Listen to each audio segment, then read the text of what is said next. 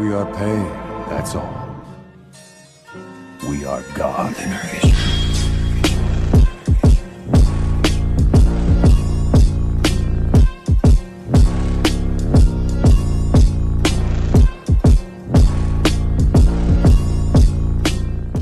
Hey guys! I'm back and I bring to you the part 12 of What If Naruto Gained Unwanted Immortality. The fourth Shinobi War has ended with the sealing of Kaguya and the Juubi in Naruto. As the years pass and his unwanted immortality becomes clear, what will Naruto do when everyone he once fought for returns to dust as the world about him changes? Don't forget to hit like and subscribe and check the author in the description. Let's start. Chapter 64, Getting to Know Each Other. Before the warm moment could go on much longer, a melodic yet terrifying voice rang out in Naruto's head, causing a shiver to run down his spine. Naruto, I understand that you want to help her, but do you have to embrace her for so long? Mechanically glancing back, a large bead of sweat slowly ran down Naruto's forehead when he saw a veneer of cyan green chakra begin to shroud her form. Oh, this is not good. Is Arya really going to unlock the chakra shroud of the Tenseigan because of this? On one hand, that's a good thing, if it didn't mean the decimation of the entire continent. There's only one option. A thoughtful smile formed on his mouth as he watched a chakra horn start to emerge. Yep, it's time for that. By now, Siri had realized that something was not right. Looking over the taller blonde's shoulder, she didn't expect to see an intensely glowing elf that caused her to look like a goddess. Not for the first or last time, she wondered just what exactly these two who found her could do. Taking his hands off of Siri's shoulders, while missing how she puffed out her cheeks in slight annoyance at that, Naruto made his way to the slightly jealous elf before leaning down to press his lips against Arya's and wrapping his arms around her slender waist. Closing his azure eyes, he gently suckled at her sensitive lower lip, eliciting a moan of pleasure from the elf princess as she parted her lips to greet his tongue. Sweet and minty, was Naruto's thought as he deepened the kiss. The incomplete chakra shroud fading away as Arya encircled her arms around his neck to pull herself closer until her breasts pressed fully against her lover's muscular chest, her brief moment of envy long forgotten as she enjoyed her lover's ministrations. Behind the kissing couple, a confused and now heated Siri continued to watch, unable to tear her gaze away from the highly intimate moment despite knowing she should. This is almost as awkward as when I caught Yen and Gerald having sex on that stuffed unicorn. Siri cringed at that particular memory. To see a member of the same species as her friend Iwarakwax being essentially used as a sex toy horrified her. Thankfully for her, the two soon broke off, although both of their eyes were still a little misty as they continued to gaze at each other, until an irritated cough drew their attention. Looking to the source of the sound, they saw an annoyed and blushing Siri as she hid her brief moment of arousal with her arms back underneath her bust. Sorry about that, Siri. Now that you're done eating, shall we go see what Ajihad wants to talk about? Naruto chuckled as he rubbed the back of his head. What, you're not going to try and stop me like Arya did? Siri raised an eyebrow at the blonde. Nope, I said that I would help you, not coddle you. As Naruto swept open the tent to reveal the already bustling men and women of the Varden, he sent an amused look at her. Besides, something tells me that you would follow even I said no. With that, he strode out into the camp with Arya elegantly striding at his right. Unknown to both of them, this one statement caused her impression of the blonde to grow. For her entire life, she had been constantly commanded or forced to obey, all supposedly for her sake. Although still a little unsteady, Siri quickly caught up to stand on the other side of Naruto before smirking. You're damn right about that. Not even my mentor was ever truly able to restrain my stubbornness. A few minutes passed as they continued to walk while updating Siri of the war against Galbatorix. To say she was surprised would be an understatement. To think that dragons, who were mostly unintelligent beasts in her world, would form a pact with the elves and humans of this continent to create dragon riders. It was amazing. However, when they mentioned magic, they kept the exact specifics subtly hidden while also keeping their own skill secret, at least until Siri decided to be honest about herself. As she listened, the silver-haired woman constantly looked around in unrestrained curiosity, taking in all the details, from what kind of armor was most used to the condition of their swords, lances, and bows, and at all the different species who all fought for the same goal. But most of all, she noticed the number of stares directed at her benefactors as they passed by. While this by itself didn't surprise her, as the two were probably the most attractive people in the entire camp, it was the way they looked at them, Naruto in particular, that started to bother her. Awe, respect, but most of all fear. But why? And the fact they keep muttering God of Slaughter. Just what did you do for such a reputation? It was difficult for her to connect somebody. Naruto, why do the men look at you with fear and call you the God of Slaughter? A frown crossed the usually sunny blonde's face before he sighed. He might as well tell her before somebody else did. Siri, remember when we told you that just over a month ago, the Varden clashed with the Empire in a battle of massive proportions, the Battle of the Burning Plains? Even for Naruto, he was quite impressed at the time, since just going by the number of people, that one battle involved as many men and women as the whole Fourth Shinobi War did.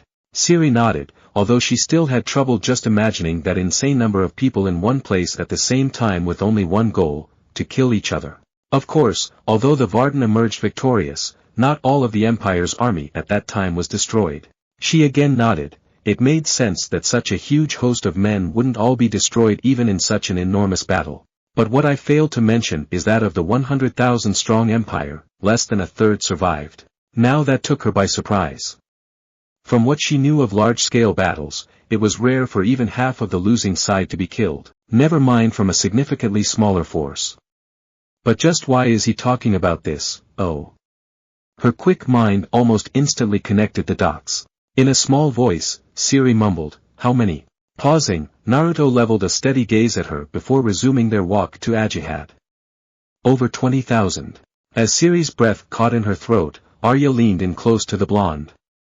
Naruto, was that truly wise? Even elves would shy away from your performance on the battlefield, no matter the reason, and even if it were for the good of Algesia, never mind someone so young who has been chased her whole life for her power.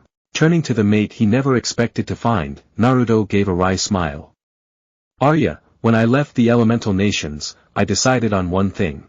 As long it does not involve or put my friends or loved ones in danger, I could care less about how others view me. If Siri decides to not want my help, then that's her decision, no hard feelings. Flicking her gaze back to the young ashen-haired woman, Arya watched as a number of different expressions quickly flickered across her scarred face. The expected apprehension, alarm, and disbelief. However, to the elf's surprise, those emotions soon faded away to those she never expected in a human after first hearing what Naruto did, acceptance and understanding. However, it does make sense by her earlier outburst. Perhaps she is not as shallow as most of the mortal races. Arya filed away. Minutes passed as they continued to walk in muted silence, until they were merely a few feet away from the command tent. Just as they passed the two guards, one a cull that was almost 9 feet tall and the other a heavily armored dwarf around 4 feet, who both nodded in respect to the blonde, Siri grabbed at his arm to stop him. Ignoring the astonished stares of the guards, Siri resisted her instinctual temptation to look away from an overwhelming force. Naruto, before when you offered to help, were you serious about that? Blinking a couple of times at her question, Naruto let out a foxy grin. Of course, Siri. And if there was one thing people who knew me would say, it would be that I always keep my word. Off to the side, Arya also offered her help. I too will aid you, that is if you accept. Looking back and forth between their cerulean and forest green orbs for any hint of the deceit she almost always found in others, she found only sincerity, a quality sorely lacking back where she came from. Thank you Naruto, Arya. An uneasy look crossed her face as she added, but there is something I must tell you too. Although you two have been nothing but hospitable to me, but I haven't been completely honest with you too. In fact she was cut off when Naruto raised his palm to stop her. No need to say anything right now, Siri. We can talk about this later after the meeting. Naruto said, before adding, besides, we've also been hiding some things from you. With that, Naruto and Arya pushed aside the tent flap as they filed in with a curious Siri following close behind. Inside, over half a dozen pairs of eyes snapped towards the trio, with one of the newcomers closely observing the man who had single-handedly turned the war on its head. So this is the infamous God of Slaughter, slayer of 20,000 men, a god in human flesh, and destroyer of Drasleona. He doesn't look all that powerful, mused one of the members as he casually stretched a tendril of thought to the human, as his race was wont to do when something or someone piqued their curiosity. Only to utter a startled yowl when a towering red slit orb, hundreds of times larger than his physical body, glared down at him. He who had spoken to kings of thousands of subjects, dragons whose scales were larger than him, riders who could move mountains, and elves fairer than any who walked the earth immediately tried to flee from the terrible beast who he could not even completely see, so terrified was he from the extraordinarily malicious aura that oozed from it. However, to his surprise and horror, he found he could not even twitch a mental muscle under its terrible gaze. "Little cat, you have quite the guts to appear in my host's mind." A deep voice rumbled deafeningly in the werecat's sensitive ears, mocking the intruder who dared to trespass his territory. "You, just what are you, monster?" hissed Grimmer Halfpaw, king of the werecats, lord of the lonely places, ruler of the night reaches, and he who walks alone. The blow to his inflated pride overwhelming even his screaming feline instincts to just shut up. Shards of rock fell as a booming laughter shook what he could now see as the walls and ceiling of an enormous cavern. "Monster! Oh little cat, you have no idea wish to know what I am. How amusing, but I shall grant your wish." With a ear-splitting roar, the ten-tailed fox flexed his muscles as he burst open his dwelling to reveal his glory to the dumbfounded werecat, who could only stare back in dread and awe. And what a sight it was! Standing taller than the clouds themselves, Kurama displayed his full self, his 10 tails lazily waving through the air as if they held a mind of their own, easily decimating any mountains in their way. All the while, Grimmer just sat back on his haunches, unable to comprehend that such an enormous being could even exist. Then a voice spoke directly into his mind. "Brat, I am the Juubi no Kitsune, the new Shinju of this planet, and strongest of the 9. I shall spare you this one time as you had no ill intentions to my friend, but do not test my patience again. Now, begone." With a roar, the king of the werecats was forcibly ejected from Naruto's mind with cold beads of sweat trailing down his pale forehead as he awoke, slanted green eyes wide with horror as he flinched away from the blonde's displeased stare. "You know, you would think that beings as old as you would have some amount of decency to not just poke around in others' heads." On his right side, Arya turned to glare at the werecat, having also felt the uninvited intrusion. On the other, Siri looked alarmed. The fact there were some people able to reach into minds was concerning, especially when one of them was right in front of her. All around the room, the others expressed their disapproval as most of them. Ajihad shot a reproaching look at the humanized werecat. "King Halfpaw, while we the Varden are grateful for the werecat's support, I ask that you not randomly look into anyone's minds without a good reason." Turning to the black leader, Grimmer shakily pointed at the trio while growling, "You all have no idea what that monster is, do you? The fact that none of you have run like dogs with their tails between their legs in the mere presence of him despite what he did to the city of Drasleona proves you all to be fools, like sheep wandering around a wolf in sheepskin." The leader of the Varden furrowed his brows. "What did he do, King Halfpaw, that has riled you up so?" As the others leaned in to better hear what the werecat was about to reveal, Eragon sent a worried glance at his friend and mentor. Unlike many in the tent, he had been able to feel the sudden loss of life, and because of that had spent several hours in bed curled up on himself with his body racked by tremors. The fact he was able to sense this despite it obviously happening far out of his usual range indicated just how catastrophic it must have been. "What you all do not know is that just last night, after your victory here over Bellatona, Naruto Uzumaki and his dragon appeared over Drasleona, and destroyed the entire city, Hellgrind and the Lethablaka residing within the mountain. No one survived." Grimmer Halfpaw relished in the shocked silence of the others, particularly those from Ajihad and Eragon, the dragon rider. Don't mistake this for hatred, however. All werecats were vengeful beings with bloated pride in their species and themselves, Grimmer Halfpaw most of all. And when Kurama bruised that same pride of the king of the werecats, Grimmer knew that there was nothing he could possibly do to the Juubi, and so he did the next best thing. He decided to damn its container in the eyes of the Varden. While the others stood in shocked silence, Siri slowly backed away from Naruto, her eyes wide with horror as she remembered the blast that knocked her out and when the blonde told her of how he found her near Drasleona. "Naruto, was what he said true? Did you truly destroy an entire city filled with people?" It hurt him to see the same expression on her face that he had seen all too many times during his childhood directed towards him. Closing his eyes, Naruto took a deep breath before heavily sighing. "Yes. But Siri, you have to, understand?" Siri interrupted. "Yes, I'm sure there's a lot to understand about killing an entire city filled with innocent people, Naruto. Turning away after her outburst, she stomped out of the tent as the others were beginning to recover their faculties. Why does everything have to be so complicated? Naruto mourned to nobody in particular. Turning to Arya, he was about to say something, but was beaten to the punch by Arya. Go Naruto, I will handle the council. We cannot have a potential threat just running around in the camp. With that, Arya made a shooing motion to the blonde. The corner of Naruto's mouth twitched, lamenting before disappearing in a tornado of leaves. I swear, why does everyone seem to love interrupting me? As he disappeared to chase after Siri, a loud voice barked out after him. How dare you run from justice? Men, apprehend that man and the girl and bring them to us. The two soldiers outside guarding the tent peeked in before deadpanning. Sorry my lord, but there's no way in hell we're going after him. Before King Orin could issue another order, a shadow fell on top of him. Looking towards the source, the Black King promptly paled when he saw a pair of balefully glowing Tensigan glaring at him.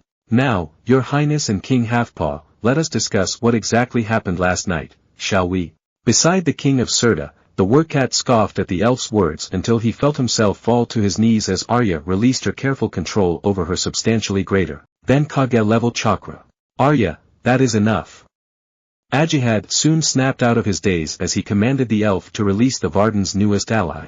While he could understand why the elf did so, he was afraid that she might have alienated the Workats from their cause.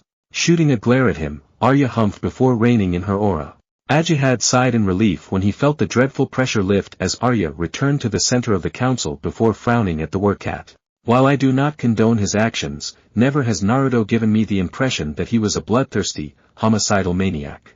So pardon my words your majesty, but you are a fool to antagonize somebody who could annihilate your entire race with his pinky finger, all for the sake of your pride. Perhaps I made a mistake, thought the king of the Workats as the potential consequences finally caught up to him. XXX. Just how could he even look at me like that after killing all those people, as if nothing was wrong? Siri ran through the encampment, not caring where she ended up as she passed men, dwarves, and Urgles. To one with the elder blood, location meant very little. Her thoughts took a darker turn as she reflected on her power. Is that how I will end up in the end? A killer capable of ending entire cities with my power alone, all without batting an eye. Just where is Avalak when you need some sagely elven advice? Siri, wait. Her introspection was broken when a certain blonde's voice sounded out from behind her. Doing the exact opposite, Siri ran even faster, reaching speeds beyond what any human or even Urgle could boast. Damn, she's quite fast for someone without chakra. Must be the energy from this elder blood she was talking about. Although to Naruto the white-haired woman appeared to barely be moving, he recognized just how impressive her speed was compared to normal beings. And if her elder blood was anything like Obito's kamui, she could be a terror to all but the most powerful of shinobi. By the time they crossed the edge of Varden camp, Siri was beginning to slow down, her previous exertions and wounds now taking a heavy toll on her stamina. Finally grinding to a halt, Siri's hands fell to her knees, panting as she shot a dirty look at the completely cool-looking Naruto who wasn't even breathing heavily. Never mind sweating. Not for the first time, the Lady of Space and Time wondered what exactly Naruto was as he drew closer. Just how did he keep up so easily with me? Even Geralt, Uncle Vesemir, Lambert and Eskel would have trouble keeping up, and they've been enhanced with mutagens. Gripping the hilt of her sword, Siri watched in bemusement as the man who killed 100,000 people simply plopped down onto the ground beside her, crossing his hands behind his head and staring at the wispy clouds while not even sparing a glance at her. For several minutes, neither spoke a word as Siri kept warily staring at the blonde who still calmly looked towards the sky. Sighing when she realized that nothing was going to happen, at least from Naruto's end, Siri withdrew her hand before sitting next to him, cross-legged as she unsheathed her sword. Laying the deadly piece of steel on her lap, she reached into the small pouch hanging from the leather belt around her waist to withdraw a soft cloth, a bottle of mineral oil, and a small whetstone. Beside her, Naruto absently wondered how exactly Siri managed to pull a blade almost as tall as she was out of the sheath strapped to her back. Even for him, it was just impractical. Punting the thought to the corner, he returned his attention to the clouds as they lazily floated without a care in the world. As she cleaned and polished the old bloodstains from her blade, Siri peeked at Naruto, noting how his blue eyes contrasted to that of the sky, before returning her attention to cleaning and polishing, determined to not be the first to break the silence. You take care of the blade well. Who taught you? Just as she finished up with the last stain, Naruto looked away from the clouds to admire how the once stain-ridden blade shone in the day, the light of the sun almost sparkling off of its brilliant surface. My uncle did. A witcher can forget to eat, to drink, to breathe even. But a witcher never ever forgets to care for his blade.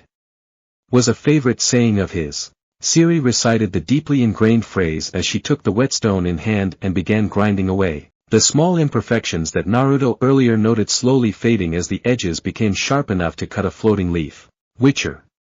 The sage rolled the strange foreign word around his mouth, recognizing the deep fondness surrounding the word when Siri said it. Are you a witcher then? No, I was never subjected to the mutations to become an actual witcher. However, I was taught their way of the sword and it has served me well over the years I was being chased. Oh. In that case. Standing up, Naruto unsealed the kusanagi from his arm. Ignoring her flinch and tightening knuckles, the blonde walked away to stop 12 feet from Siri. Come Siri. Show me these witcher moves. Naruto beckoned her towards him, his sword pointed down to the ground. Furrowing her ashen-gray eyebrows, Siri slowly got to her feet as she held the blade out in front of her. She knew that few could match her in swordplay. After all, she was the one who ended Leo Bonhart, the man who managed to kill 3 witchers with only his skillful swordplay, supposedly. Although she didn't exactly have the greatest of impressions of Naruto, especially after finding out what he did, the young woman still held a measure of gratitude towards the man who bandaged her wounds and fed her, and was thus reluctant to potentially harm him. Besides, she still wanted an answer, scratched that several answers from the blonde still. Raising her sword, Siri slashed half-heartedly at Naruto, who simply leaned a bit to the side, allowing the blow to harmlessly sail past him. A few more slashes followed, each as slow and unwilling as the previous one, and each one easily dodged.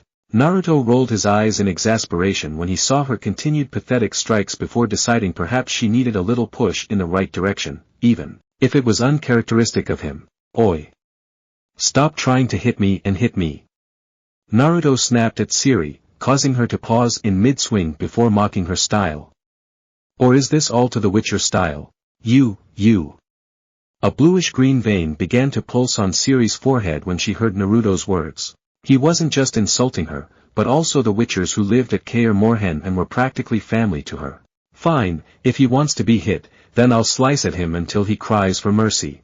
In her anger-clouded mind, she completely forgot that the shinobi before her had effortlessly destroyed an entire city just last night. Tightly gripping her sword with both hands, Siri settled into a stance, her knees bent and the gleaming longsword held level to the side of her head, its narrow tip pointed straight at the blonde. With a loud cry, the Lady of Space and Time dashed forward, her charge as fast as an arrow loosed from its string, intent on shish kebabbing the man who caused her so many conflicting emotions. In response, the kusanagi snaked forward and in a clash of sparks, deflected its fellow blade to the side. This time Naruto didn't redirect or dodge out of the way as Siri pirouetted in the same direction her sword was deflected in, instead flicking Orochimaru's former blade up to solidly block the razor-sharp piece of steel a mere inch from his neck.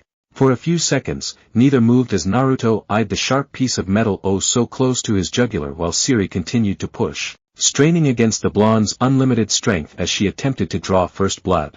Good, you're finally taking this seriously. Growling at Naruto's words, Siri disengaged from the stalemate, backstepping away before spinning like a whirling dervish, her sword a maelstrom of reflected light and steel as she closed in on the stationary Naruto. Immediately, the clashing of blade on blade and screeching of edge on edge filled the air as their swords blurred into a deadly dance with Siri maneuvering around Naruto, all in the hopes of landing a single blow on the immovable blonde.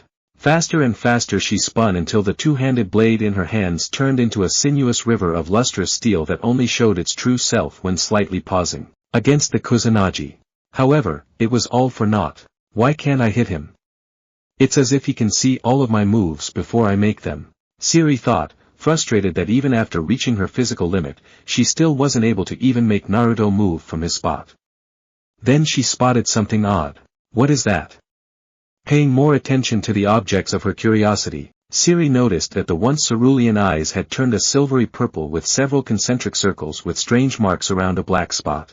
They seemed to pulse and spin as time went on, hypnotizing her with their mesmerizing movements. However, doing so had unknowingly slowed down her revolutions, which Naruto made sure to remind her of that. "Come on Siri, don't slow down." Startled awake, Siri widened her eyes as the once passive Naruto suddenly went on the offensive, the Kusanagi blade batting away the offending blade before cutting through the air down towards her head. Fast! Hastily putting her guard up, Siri grunted when her sword was almost torn from her hands as she stumbled back from Naruto's overhead strike. Damn, what monstrous strength! Not even that one time I stupidly blocked a golem head-on could compare to this. It only grew worse when the sage began to rain down fierce yet refined blows down at her at every angle, each with as much power as the first. It took all she had just to prevent the deadly steel from sliding between the holes in her guard and slicing into her vulnerable flesh. However, it wasn't enough to stop thin cuts from appearing on her unarmored clothes. By now, Naruto had a decent grasp on the kind of style Siri used. How interesting, it seems to be a style centered around dealing as much damage as possible in one blow, hence all of the twirls of both the sword and its wielder. Yet, against a human opponent, it's just impractical. It's as if this Witcher style was not meant to fight other humans, but rather something else that can either take a lot of hits or simply doesn't have the instinct to dodge. But there seems to be something missing from all of this, as if she's still holding something back. To the young woman who could control two of the fundamental forces of the universe, time itself seemed to stretch minutes into hours as the sun slowly reached its zenith, its sweltering rays mercilessly beating down on the combatants as they continued to fight. Sweat drenched her clothing and hair, weighing and slowing her movements while matting her long ashen silver hair against her forehead and eyes. More than once did she have to awkwardly retreat to sweep the annoyance out of her sight before re-engaging in the deadly dance with the blonde where the smallest mistake would result in crippling wound. It was only a matter of time before she made a mistake. Then it happened. Exhausted and irritated at the small scratches across her body and at the fact she had yet to even touch Naruto's clothes, Siri overextended in a retaliatory stab, only to tumble to the ground as Naruto slapped her blade to the side, her feet refusing to obey. Twisting to the side, Siri's eyes widened when she saw the Kusanagi whistling through the air towards her.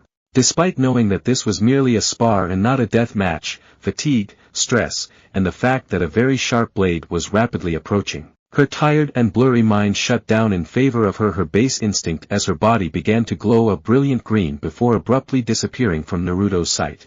XXX. Worlds away, a pair of hidden steel-gray eyes snapped open, its meditating owner looking towards one of the hulking armored elves at his side before nodding. "My lord Eragon, the elder blood has been used. But I still have yet to find a safe way into that world." Behind the ghastly skull faceplate, the king of the wild hunt frowned at the delay. So be it. She knows that she cannot remain in that world forever. Eventually, her resolve shall weaken and she will eventually return to the Witcher. It is inevitable. For now, keep your attention on her movements and report the instant she leaves. As you command, my king. Returning to his meditation, Garanther kept his senses trained on Siri, waiting for the time she finally left Naruto's world. XXX. Finally things are getting interesting. Naruto smiled when he felt Siri's presence appear behind him. Slashing at it, Naruto's grin grew when he felt no resistance, instantly realizing that the elusive woman had teleported once again, this time appearing right before him, her Gwhyr sword already in mid-swing down towards Naruto's head. Raising his own to block, Naruto watched as Siri disappeared from view before blocking her sword at his side. Amazing, she's able to imitate the Hiraishin, except without the need for any markers, just like what I could do with the kamui. For several minutes, Naruto continued to block and repel each arcing attack as Siri continuously teleported around him in bursts of ethereal green, managing to land several shallow cuts on his clothes as even he wasn't able to react in time with all of his limiters.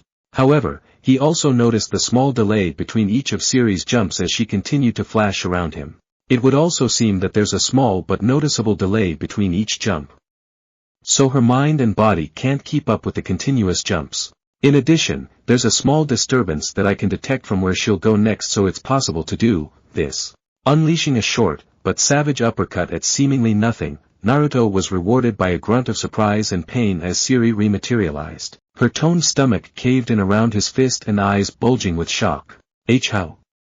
Coughing out a globule of saliva, Siri slumped to the ground as the sword dropped to the side, greedily gulping in huge mouthfuls of air as she just laid there, defeated. Resealing the Kusanagi blade, Naruto held out a hand to help her up. Quite the interesting power you got there, Siri. While I was able to roughly determine what kind of abilities was in your blood, I didn't think you were able to teleport at will. Naruto sighed in admiration. Back in the elemental nations, villages would have gone to war just for her unique bloodline that allowed her to replicate his father's most famous jutsu, all without any need for prior preparations. And a fat lot of good it did against you. I wasn't even able to land a scratch. Siri muttered, clearly not counting the small tears in the blonde's clothing, as she grasped the offered hand before unsteadily lurching onto her feet. That's because I've seen similar skills before and you still have much to improve. But you did very well, Siri. You should be proud, as not many can boast of even touching me. Naruto shrugged before reaching out to ruffle her silvery white hair, much to her bemusement. Hey, stop that. A hot red flush steadily creeped up her ivory neck, both at the compliment and in utter embarrassment, as she swatted at the hand that continued to touzle her hair. Only 2 other people had ever done so in the same manner, and now Naruto was the third. For a second, neither made a sound after she slapped away the offending hand until they both erupted into laughter at the silliness of the act. Just when was the last time I had a good laugh, to not worry whether the next day would be my last free one? Oh, how much I would give if only to live out the rest of my days carefree and without having to worry about the plans others have for me. For Siri, it was the first time in what felt like years since she had felt relaxed enough to laugh, as even with Avalak's help the wild hunt, her eternal nemesis, was always but a step behind. A small thud drew her away from her thoughts. Turning towards the source, Siri felt her eyes roll when she saw that Naruto had dropped back to the earth and was patting the ground beside him. This time, she didn't hesitate as she sat herself beside him, although not before picking up her sword from the ground. Reaching into her pouch, Siri withdrew a small whetstone as she went back to knocking out the nicks that had accumulated after their spar. For a few seconds, neither said anything as the grinding of rock on metal filled the air. So, was it also your uncle who taught you kenjutsu? Pausing her hands to glance at Naruto, Siri quirked her head to the side at the unknown word. Kenjutsu. It took less than a second for Naruto to realize his slip. Ah, that's what my people refers to what you call swordplay. Siri nodded in understanding. I see.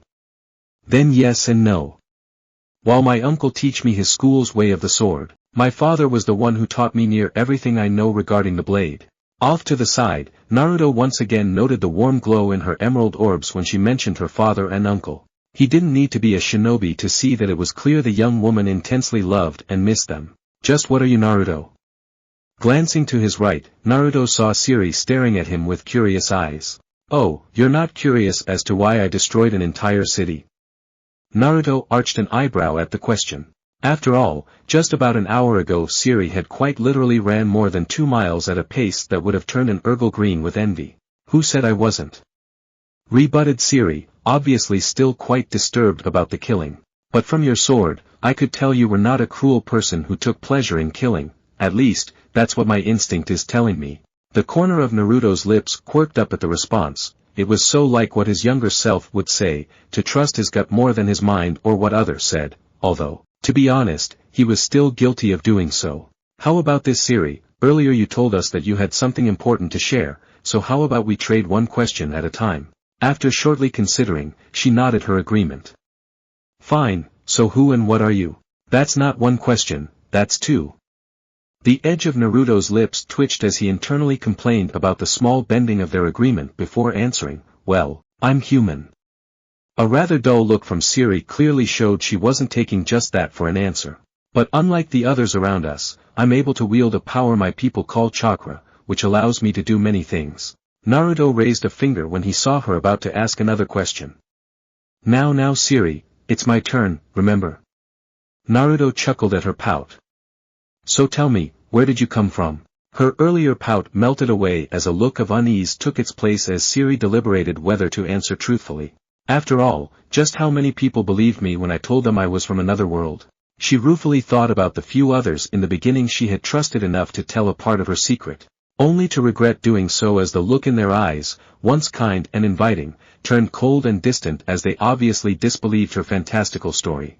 Should I really tell him the truth? Ow. Siri's second guessing was abruptly interrupted when something poked her forehead hard enough to almost send her onto her back. Blinking the stars from her eyes, a dazed Siri rushed back up to a sitting position before shooting a heated glare at Naruto, who by now was smirking at her. I see now why Itachi liked poking Sasuke's forehead, it's just so amusing to see that annoyed cute glare. Naruto thought as he raised his palms in mock surrender when he saw Siri crack her knuckles. Siri, don't overthink this, just say what you want to say. There's nothing that you can say that is too crazy. Siri's jaw snapped shut as her eye twitched at being so easily seen though. Although she knew that she was never great at hiding her emotions from anyone, it still irked her when somebody pointed that out. However, she couldn't deny that she was partially mollified by the blonde's words. Sighing, she decided to just get it over with and be blunt. She could only hope the man next to her wasn't like the others. Fine, I'm from another world with an army of dimensional traveling elves chasing after me for my special powers in order to save their species and enslave other worlds. While doing so, I see. For several seconds, neither said anything as both waited for the other to say something. However, Naruto just continued on as if he didn't just hear something completely ridiculous to the ordinary person. Well then, it's my turn. That's it. Just an I see. You do realize I'm essentially an alien not even from this dimension, right? Naruto plugged his sensitive ears as Siri raised her voice out her disbelief at his nonchalant manner. Come on. Just how could he remain unsurprised in the face of an extra-dimensional being? Naruto merely chuckled at the young lady's reaction. He couldn't blame her. After all, just how many men or women could claim to have had a friend who could easily cross dimensions on a whim? How about you ask your next question? Perhaps then you will realize just what kind of world you landed in, advised the sage, to which Siri snorted in agreement. Sure, so what exactly can you do with these powers of yours, to not even be surprised by an alien like me? Now that's an interesting question, young Siri. Siri's silver eyebrows twitched in annoyance at the young part. What do you mean by young? I'm already 20 years old. And just why are you talking as if you were an old man? You don't even look that much older than me.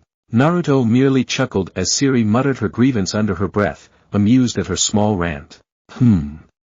Now how should I answer? I could show her a little bit of elemental manipulation, but that's just so boring. Then again, I could do that. Wondering what he should do, the blonde eventually decided to show off to let off some steam from earlier. Let none say he didn't like to sometimes show off after this stunt. Without another word, Naruto slowly brought his hands up to his chest while unlocking several of his many seals as his eyes whirled to the Rinna Sharingan. Those eyes, it's those same eyes that almost hypnotized me during the fight. The change in Naruto's eyes didn't escape her notice as she then heard him whisper, Susanoo. Instantly two pairs of ethereal crimson-red hands materialized on either side of him, causing Siri's brow to twitch in mild interest at their appearance. But nothing more. Having been raised by several witchers, exposed to the Lodge of Sorceresses, and lived in a world full of fantastic and horrible monsters, such a minor display of magic couldn't impress her. The thing that interested her, however, were the different strange symbols both the ghostly and physical hands were making. Before she could further wonder what they were supposed to do, a low mutter interrupted her. Tengai Shinsei. For a moment, nothing seemed to happen except for a slight ripple in the air as Naruto dismissed the miniature Susanoo hands, his ringed eyes with 9 tomo fading back to their usually sparkling azure. A few seconds passed. Naruto, I don't mean to be rude, but I don't see anything changing. By this time, Siri was already growing impatient due her nature of preferring action over simply waiting, and to be honest, she was a little disappointed when nothing seemed to happen. In response, all Naruto did was smile before pointing his finger up towards the darkening sky. Before she could say anything, her eyes narrowed when she noticed the shadow that seemed to blanket the land. At first she had attributed the fading light to just a few passing clouds, but it was far too dark for such a thing to be true. Just when did it get so dark? A few minutes ago when we were sparring, there was barely a hint of a cloud drifting through the sky. But now, lifting her head, Siri squinted when she saw something large hiding behind the clouds that was quickly growing larger with each passing second. Confused at what was happening, Siri turned to Naruto. Hey Naruto, do you see that? Her voice trailed off when the clouds that guarded the heavens finally shattered to reveal a meteor as large as a mountain.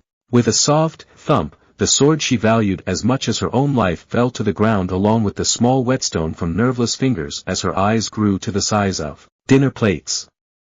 She who had seen so many miracles ranging from flying machines to the most wonderful and terrible of magic was dumbfounded, for not even the mightiest of civilizations she had witnessed could casually summon something that could wipe out all life on a planet. Such a power could not possibly belong to the realm of mere men, but rather of gods and higher beings.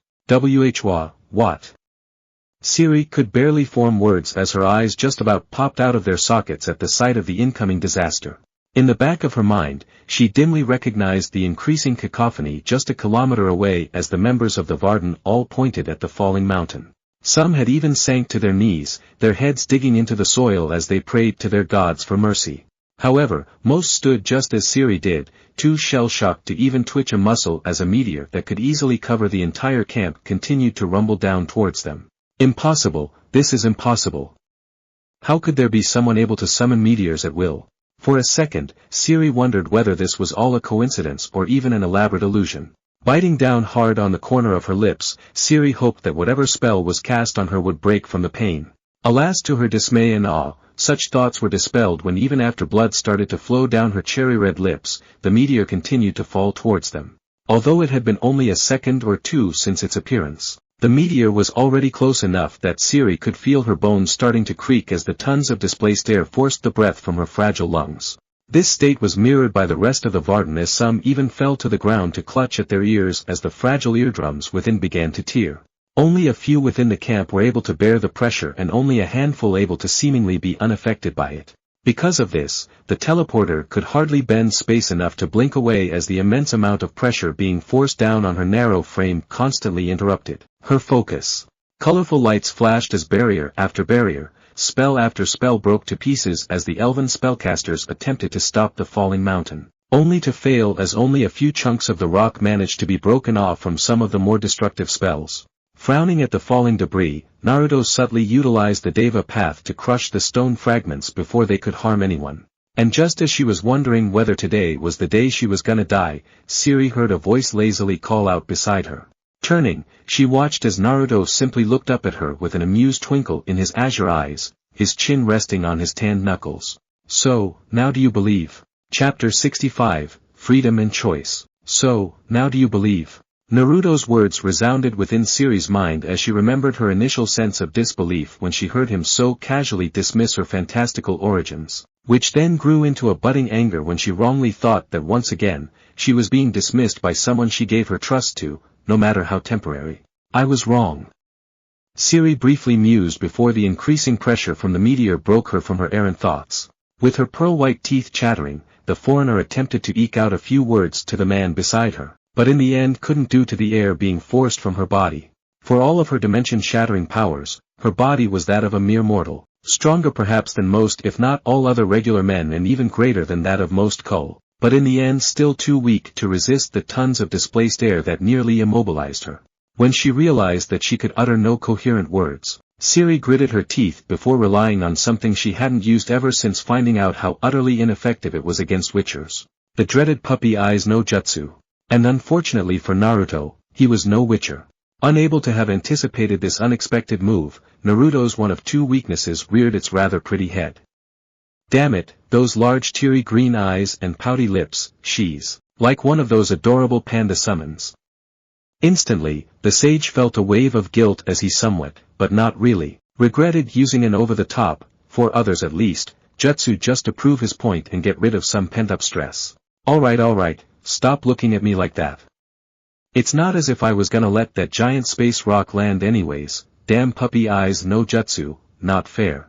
Naruto muttered as he drew upon a trace from the near-infinite well of chakra of Kurama that even now still dwarfed his own massive reserves. Drawing just a trace of the last Bijuu's chakra, small enough that the meditating fox but nevertheless enough to send an ordinary chunin into chakra exhaustion. Funny, it seemed to be a tiny bit bigger than the last time he checked it. On other side, Siri's already widened eyes almost popped out of her head as she watched a golden arm as wide as herself with ethereal orange flames licking across its length emerge from Naruto's lower back and streak across the sky towards the incoming rock from outer space. Despite having seen the Naruto summon the meteor, she wondered just what could such a thin arm at least compared to the bulk of the falling mountain could possibly do against it, only for her thoughts to be swept away when she saw the hand, which was already as large as herself, suddenly increased to enormous proportions. envelop the entire falling rock, and then effortlessly pulverize it to dust with a single squeeze. No words came out as Siri continued to dazedly stare up at the giant hole the meteor had left after piercing through the clouds as the immense amount of leftover dust flowed away with the wind. And just like that, a disaster that could have easily wiped out all 100,000 men and women of the Varden was both created and destroyed by the man standing barely a foot away from her. Insecurity, awe, and fear mixed together in her heart as she warily looked away from the sky to the still-sitting blonde before sweeping down towards the fallen sword, her body tensed and ready to blink away the moment she detected any sign of hostility towards her. Seeing this, Naruto helplessly sighed as he realized that he may have really overdid it. He had conveniently forgotten that the humans of Allegezia were like glass compared to even some of the normal citizens of the elemental nations due to the lack of chakra running through their bodies. Out of the entire Varden, only Eragon, Saphira, Arya, Azura, the elves, and several Kul were able to comfortably withstand the pressure. Facing her directly, Naruto began to chuckle as he reached up to rub the back of his head as he was wont to do whenever he was embarrassed. Ha ha ha, sorry about that, Siri. I may have overdid it. A small twitch began to develop near Siri's eyes as she watched someone she now suspected to be some kind of divine being just laugh as if what he just did wasn't something major at all. Later, after accompanying him on more adventures, she would realize that summoning a meteor really wasn't all that impressive compared to the rest of his ridiculous arsenal. Several moments passed by as she continued to observe Naruto, using all of the lessons of observation that Geralt and Vesemir had drilled into her to determine his possible motives. However, when she saw the blonde simply continue to rub his head with that silly grin of his, she gave up. Sheathing her sword, Siri sighed out, "Are you a god or some other divine creature?" Naruto didn't show much of a reaction to her question. Living amongst species other than the shinobi had made him realize the vast gulf, no ocean, between his and their existences, and so he understood where she was coming from. Even when he lived amongst his own people, there were more than a few who began to worship him as a deity and even started a small, but quickly growing religious cult, which made his stay in the elemental nations all the more awkward. So he shook his head in denial while nonchalantly waving around his index finger to command the wind to blow away the annoying dust that was beginning to gather around them. Nope, I'm definitely not a god. Just a human with a lot of chakra. So, do you still think I don't believe in your story? Siri's eye twitched even faster at the timing between his answer and his blatant use of the wind element. It has to be understood that even where she came from, where magic ran rampant ever since the conjunction of spheres, such skill with the elusive element was nigh impossible without some kind of previous preparations with odd ingredients or casting, especially when it came to monumental task of blowing away tons of dust and shards left over from the meteor. Humph, just human my ass. With that rather crude statement, Siri plopped said ass back down on the grass. It's not as if I can really do anything other than blink away even if he wanted to try something. Although she thought that, Siri was also comforted when instead of the arrogance or overblown pride that most of the sorcerers and sorceresses she knew would no doubt have been infected with, she saw only a quiet confidence that seemed to radiate from his being. Perhaps, this is my best chance to finally put an end to the wild hunt, and maybe even that.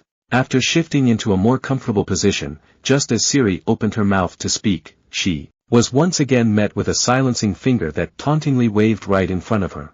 Nope, my turn again, Siri. TCH, you should really get your memory checked out if you already forgot that you already asked the last question. Seriously, youngsters these days. The tick mark that just faded quickly came back with a vengeance as Siri looked past the waving finger to shoot an annoyed glare at Naruto's smirking face. Humph. Rolling her eyes in exasperation, Siri brushed the corner of her mouth with her leather gauntlets to wipe away the small trickle of blood as she impatiently waited for Naruto's return question. For someone with such power, shouldn't he be a bit more dignified? On Naruto's side, all he could think about was how amusing it was to see her range of expressions, her emotions obvious even as a bubble of wind protected them from the remnants of the meteor. Despite her fascinating abilities, she would be a terrible shinobi. Impulsive, unable to hide her emotions. Just why does that sound familiar? Naruto briefly mused while asking something that was bothering him ever since she told him of the wild hunt. So, your pursuers, how exactly do they track you when you cross worlds? This greatly interested him as even with his power, it was no easy task to track the destination of a teleporter. It was one of the reasons why he sometimes found his spars with the old bastard Sasuke so frustrating. the moment the Uchiha utilized a chakra. Naruto only had a nanosecond or two to either detect his deceased friend's new position or predict where he disappeared to. Just this was already difficult, not to mention when Sasuke teleported off to who knows where, the blonde found it near impossible to track the other's whereabouts. Of course, this was prior to the Rinne Sharingan implant and from which he gained a far better understanding of space and time, just as he did with all the fundamental elements including yin and yang after achieving his Rakudo Sennin Moto. But still, Naruto knew that while he no longer had too difficult a time in tracking teleportation in his world, to specifically find somebody in one of the many if not infinite other dimensions, a concept he was beginning to understand, was a whole other matter. Closing her eyes, Siri grimaced as a figure hidden behind a forbidding metal mask holding a metal staff appeared in her mind. Karanther, that bastard is the one who is able to track me no matter where I go. Her eyes opened, frustration and anger obviously burning in those emerald orbs of hers. From what I gather, he is somehow able to track my unique signature, my elder blood, whenever I utilize my power. At first, it took them weeks if not months to find me after I teleported to my first few worlds. But now, after hundreds of jumps, barely a few hours or even mere minutes pass before I must run or risk getting captured. Other than that, I really don't know the specifics of the spell. Spells were never my thing. Siri's voice trailed off as she remembered to her embarrassment and slight shame how despite the immense amount of effort Yennefer and Triss put into her training, she was still unable to cast even the Witcher signs before fixing the blonde with an intense look. Naruto, I won't play word games with you and will get straight to the point. Can you help me deal with the wild hunt? This was different from when Naruto promised to help Siri. This time, the blonde knew what was going on, and that's what worried Siri whether after knowing the details the man next to her would renege on his promise. Naruto saw this as well, and so waited for her to continue. He didn't have to wait for long. Without waiting for his answer, she hurried on. You have to understand that other than chasing me for the past decade, they are also slavers. With human slaves being their favorite to capture as they seem to have a special disdain and even hatred towards us. Over the past millennium, the Ain-El have taken countless humans and other species and now, their world is ending, and they seek me to transport their entire people to my world and enslave its entire population, regardless whether the effort will kill me or not. Siri turned away from Naruto to look at the closing hole in the clouds before sighing. I won't beg you to help me, and I can understand if you take back your promise. After all, in the end, it doesn't concern you and with your power, the wild hunt won't be able to do much to you or your world. What she didn't mention was the White Frost, a destructive dimensional force that Avalak H had mentioned and one only she could stop. If I mention that, then whatever chance of him helping me might as well be zero. Several minutes passed as Naruto processed the new information Siri revealed to him. If it was before he was Hokage, before he became the savior of the world, he would have immediately trusted in her words and said, yes, while ignoring any potential consequences. But now, after being a shinobi for almost a century and having led the strongest village for a better part of it, while he already decided to help her, he took his time to analyze the situation in its entirety, especially when he sensed that she was still hiding something important. Beside him, Siri continued to wait for her benefactor's answer, her hands tightly clenched together. For each second that passed with silence, her hopes of gaining an otherworldly ally diminished. Just as she was ready to accept the inevitable, Naruto spoke out. Jerking her head back towards Naruto, her eyes widened upon seeing the warm smile that was directed towards her as unknown to her. A small twinge appeared in her heart before quickly fading away. Siri, don't worry about me going back on my promise. I will help you against the wild hunt, as they pose a potential threat not only to your world, but also mine should I ever leave. However, there are some things that need to be explained. Naruto paused, gaining a thoughtful look in his eyes. But first, don't you find something curious? Siri shot a confused look at him. Seeing this, Naruto chuckled. During our spar, just a few minutes ago, didn't you use your ability against me? Then according to what you said, these wild hunt guys should already be here, but they aren't, are they? One could hear a pin drop to the grass as Siri's expression froze. Naruto's words were like a bellowing drums as they beat against the interior of her mind. He's right. Just minutes ago, I utilized far more of my powers than I ever have in recent history. Yet even one small use of it was more than enough for Karanther to track me down in the past. Yet how come they still haven't come despite constantly teleporting in a concentrated area? Furrowing her brow, Siri's thoughts churned as she struggled to come up with some possibilities. Could it be because that they haven't traced my location yet? No, that's impossible. If it's not because of them, then this world. Her eyes darted towards Naruto, widening upon seeing his knowing look. Memories flashed as she remembered that right after she teleported to this world, she felt strangely cold and weak, as if the blood within her veins had turned to ice. It was the first time she had ever felt like this. At first, she had attributed this to the long chase and the number of wounds that were inflicted by the wild hunt, but now that she thought about it, she required far more energy to teleport around the area and grew tired much quicker than back home. Quickly reaching out, she was shocked when she felt just how dense the space was around her. Her suspicions confirmed, Siri wondered out loud, this world, just how could its space be so thick here? Naruto's brow rose at her words as he filed away the new information away. From your reaction, the space-time fabric of other worlds is not as thick as mine. The question now is, does the wild hunt, or rather Karanther, have the capability to penetrate through it? Stunned, Siri quickly ran through what she knew of the golden child of the Ain and his capabilities before coming to a welcoming, but no less shocking answer.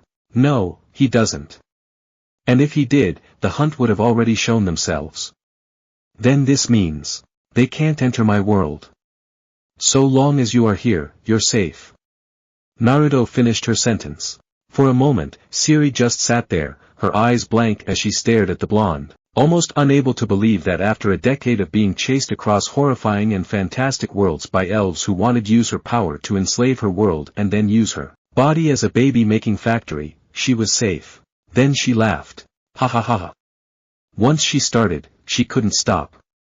Even as tears of joy streamed down her cheeks, even as the thick black makeup began to run and make her look sort of like a ghoul, her clear peals of laughter continued ring out across plains. For the first time in her life, she felt free.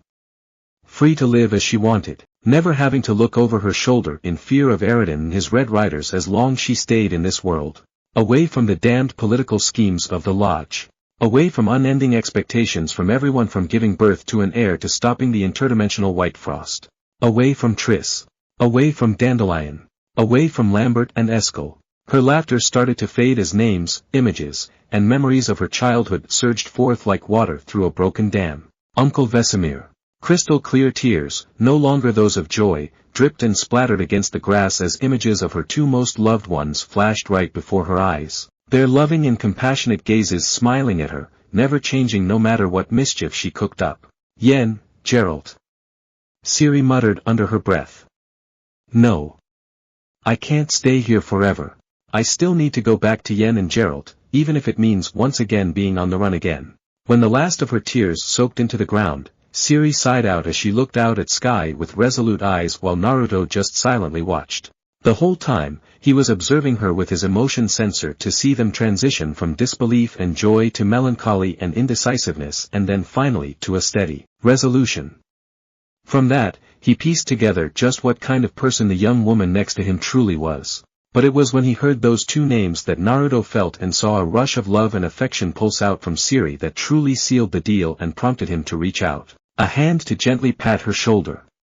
Tensing from the unexpected contact, Siri unconsciously reached out towards her sword before realizing that it was only Naruto.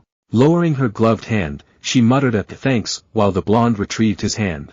You can't stay, can you? Naruto murmured, easily drawing connections between her emotions and the two names she uttered with such compassion. He sympathized with her, such a young person, a child to him really, having to go through what she did was just as bad as what he had to go through in his childhood. Barking out a quick laugh, Siri glanced over her shoulder to her helper. I really can't keep anything hidden from you, can I? You have to teach me that skill. By now, Siri was already getting used to Naruto's scarily accurate insight into her thoughts, although she still suspected that something other than simple observation was going on. Haha. If that's what you want to learn, so be it. I'll try to teach you what I can before you go off to face off against the wild hunt. Amusement twinkled in Naruto's azure eyes when he saw the shock appear in Siri's eyes as an excited shine overtook it.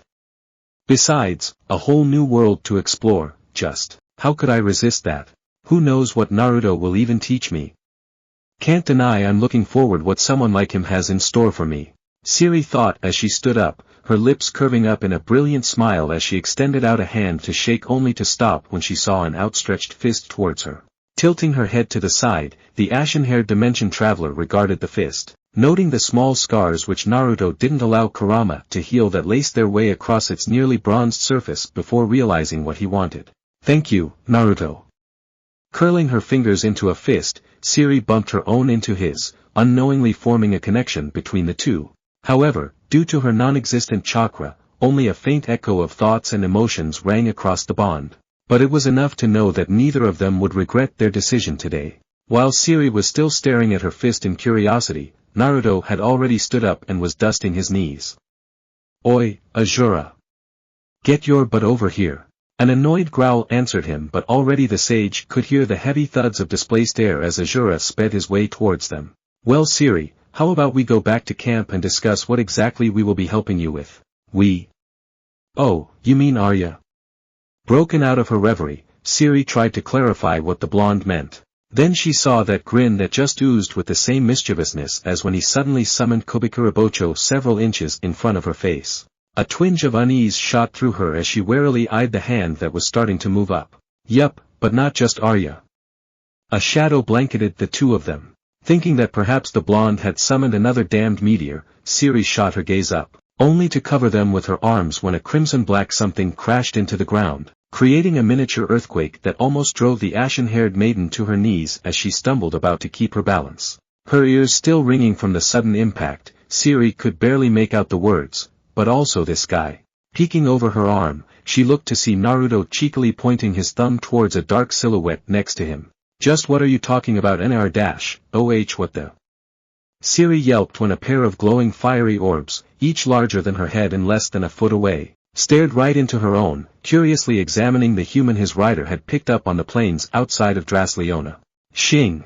Clank! In the space of a microsecond, Siri's sword had leapt out of its red leather scabbard and slashed down, only for it to simply bounce off the heavily armored brow of Azura.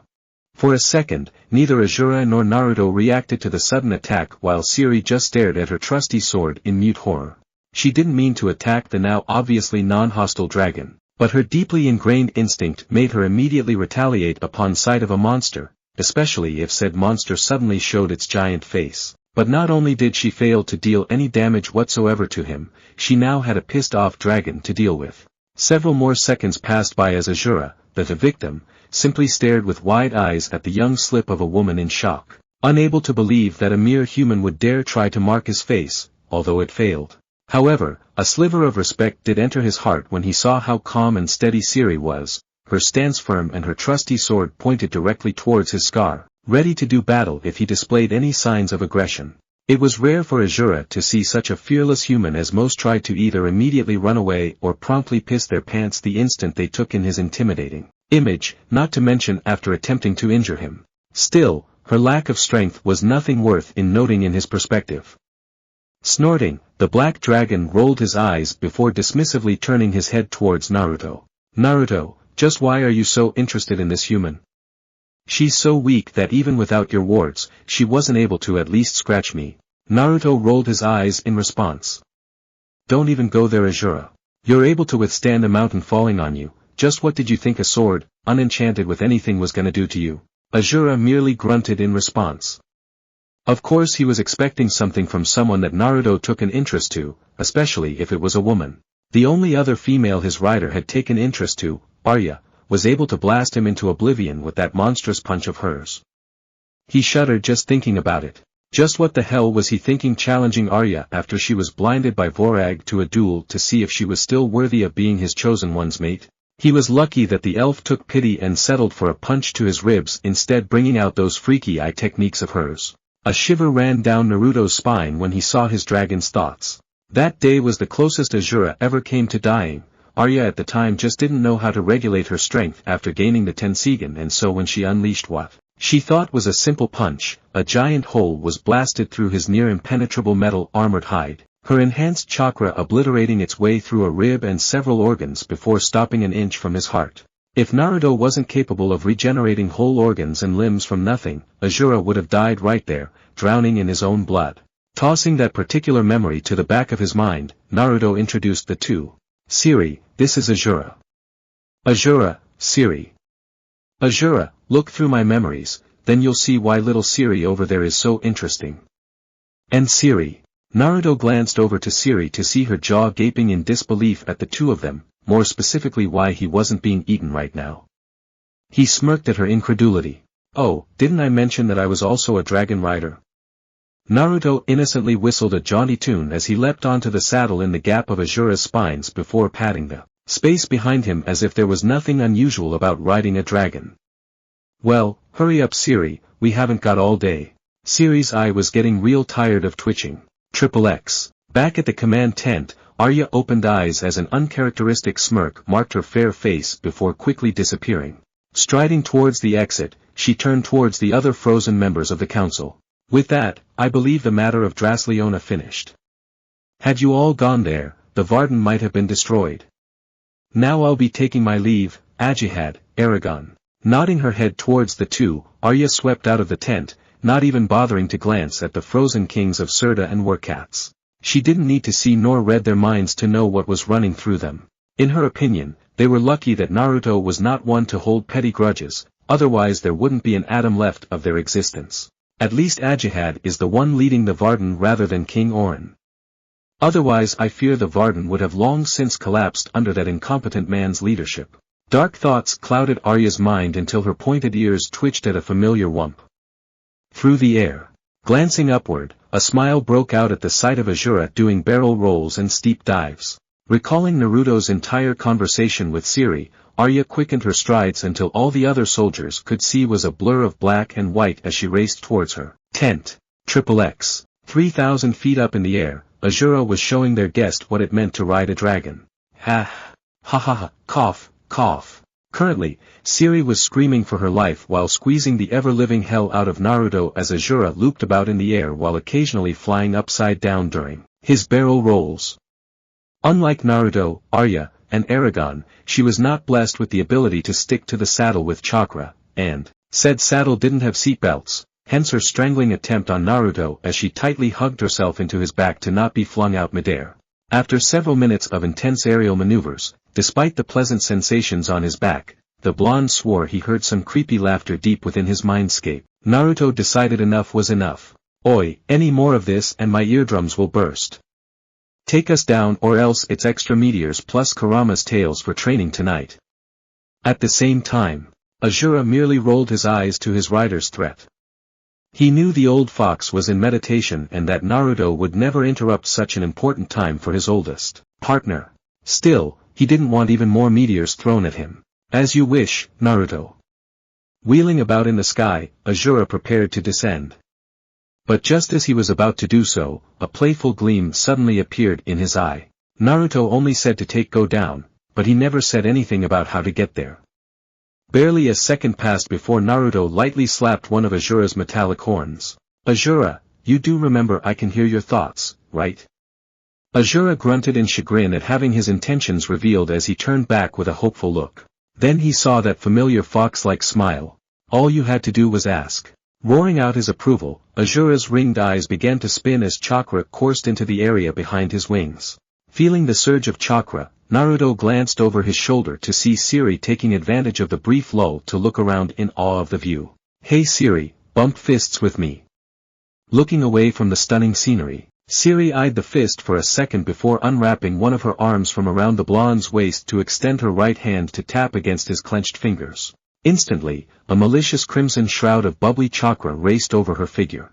Jerking her hand back, Siri unwrapped the remaining arm from Naruto's abdomen, completely forgetting that they were over 3,000 feet above the ground, to furiously try and pat out the chakra as if it were a fire.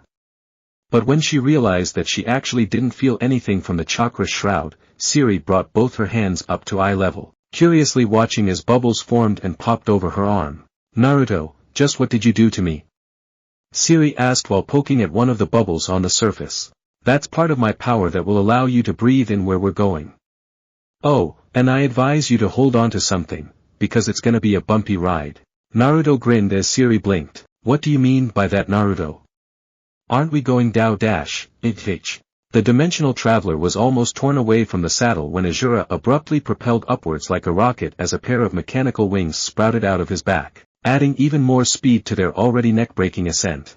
Just as she was about to slip off the saddle, the claw-like outlines of the chakra shroud around her hands suddenly elongated under her stunned eyes to grab onto the creator's waist before shrinking to reel Siri back to safety. With her arms now firmly fastened around the anchor that was Naruto, Siri stared at the bubbling crimson cloak in awe and slight disturbance of its apparent sentience. I did say to hold on to something, didn't I? Siri snapped her gaze away from her arm, only to see Naruto smirking at her. Before she could retort back, her words were snatched away by the howling winds as boom after boom blasted through her ears when Azura broke the sound barrier multiple times on their climb to the outer reaches of the troposphere. When she realized that any further talk was useless, since she wouldn't be able to hear anything anyways, Siri diverted her attention to below her. The trees that would have towered above her now looked toothpicks as the men and women of the Varden simply disappeared from view. It was, without a doubt, the highest she had ever been, and despite her initial fear of extreme heights, she was already beginning to enjoy the experience. Minus the almost falling off part. Hey Siri, I'm sorry about before, but look up. Didn't you ever want to walk among the clouds? Naruto yelled, causing Siri to look up just before they slammed into their first fluffy cloud. Instantly, their surroundings turned white as snow as Azura continued to climb upwards, his breath becoming just a touch labored as the thin atmosphere began to get to him. On the saddle, Siri reached out towards the cloud in childlike wonder. The chakra cloak ensuring her bones did not snap under the enormous pressure from resisting gravity and exposing bare flesh to supersonic velocities. Another moment passed before they passed through the pure clouds and finally burst out the other side. Millions of tiny droplets clung to Azura's body, and he sparkled as if diamonds had been affixed to his already dazzling scales. But he didn't stop there. Now slightly straining against the lack of air, Azura slowed from his previous speed until reaching 35,000 feet, the once tiny landscape now obscured by the swirling clouds they had exited from. Hovering, the three took in the view few had ever seen. And what a view it was! To Naruto, such a sight was one he had seen before. In fact, he had seen the entire planet during his fight with Tonari all those years ago. But for Siri, for all her experience in other worlds, she had never seen anything like it. Siri stared at the spectacular display for several moments, awestruck by the glorious, random, unknowable nature of the twinkling lights. Only when she finally lowered her gaze did it occur to her that there was something unusual about the purple-hued horizon. Instead of the sky and the sea meeting in a straight line, as they ought to and always had before, the juncture between them curved, like the edge of an unimaginably big circle. It was as if a bomb went off in her head. The world is round. She whispered, awestruck as one of the truths she had held was utterly shattered at that moment. The world is round, and the sky is limitless. Beside her, Naruto gently smiled as he watched Siri go through the same realization he had went through all those years ago. For several minutes, the trio hovered above the clouds like deities untouched by the mortal plane as they watched the clouds below them twist and turn like living beings, until a melodic voice resounded in the blonde's head. Naruto, just how long are you three going to stay up there? I'll have you know that I just came back from a tent full of fools and stubborn men and now found out that you're taking another woman out on a date above the clouds. Arya's tone became unusually sweet. I don't need to say anything else, right? Naruto's sweat froze upon his brow as one thought ran through his mind. Ugh, how troublesome. I heard that Naruto. XXX. Back on the ground, clear beads of sweat gathered on Arya's fair brow as the veins around her eyes bulged up onto her skin, the Tensigen within glowing with a brilliant green hue around golden lotus patterns.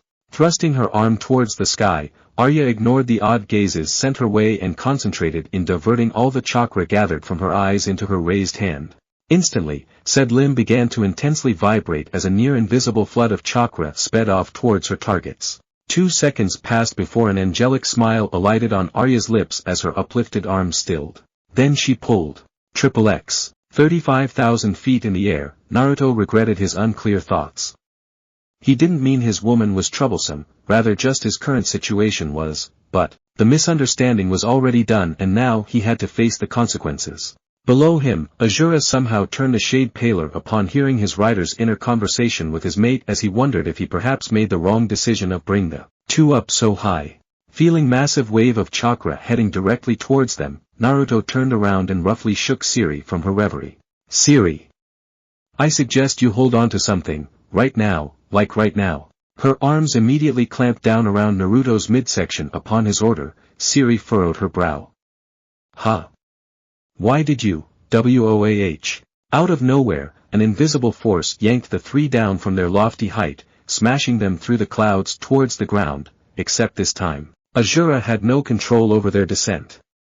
Speeding towards the ground, the force only seemed to grow stronger the closer they were to the earth as they accelerated faster and faster.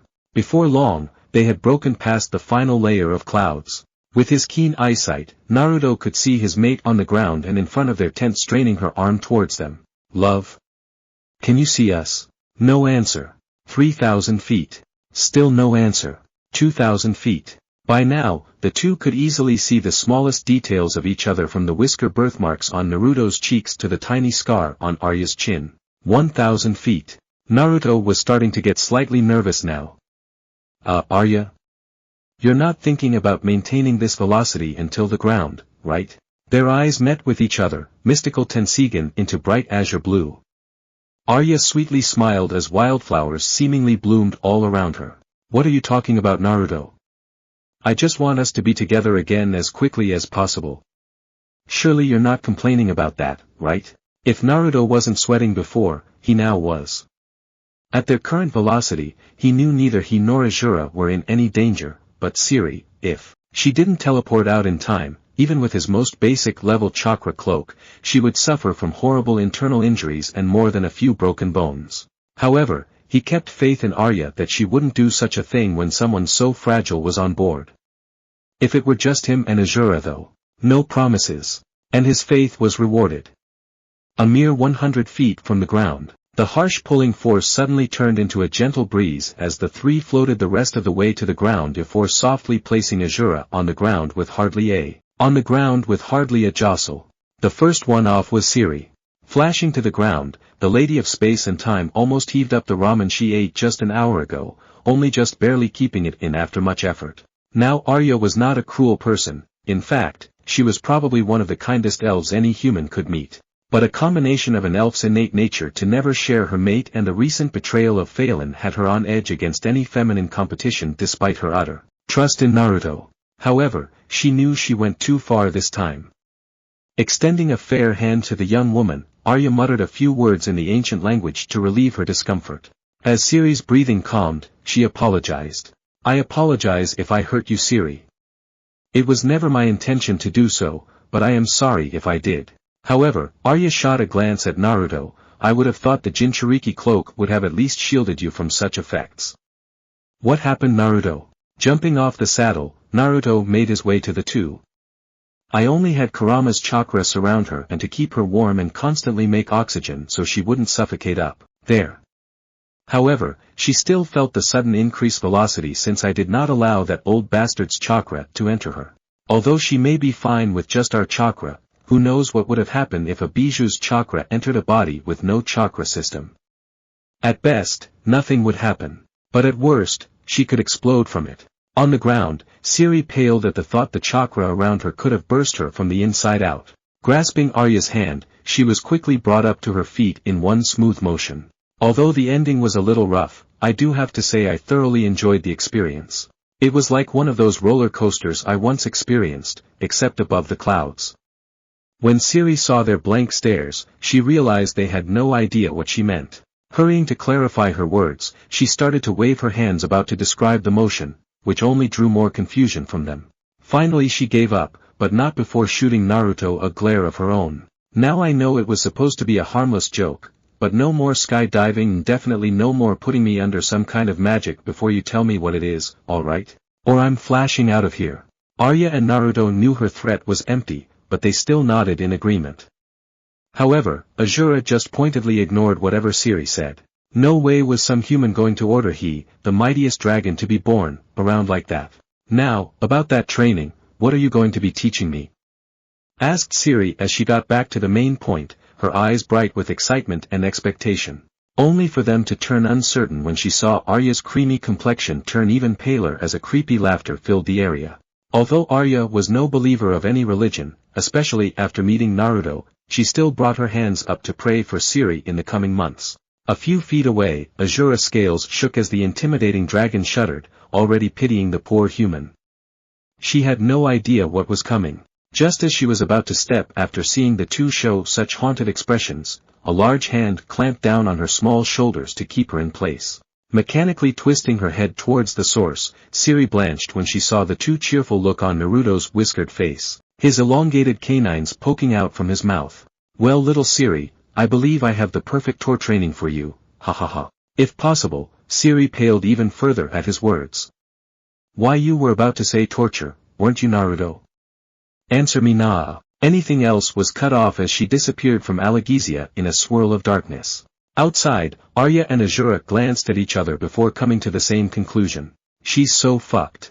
Chapter 66, Another Training Victim. Ruto. Siri stumbled back as her feet slammed back onto the ground.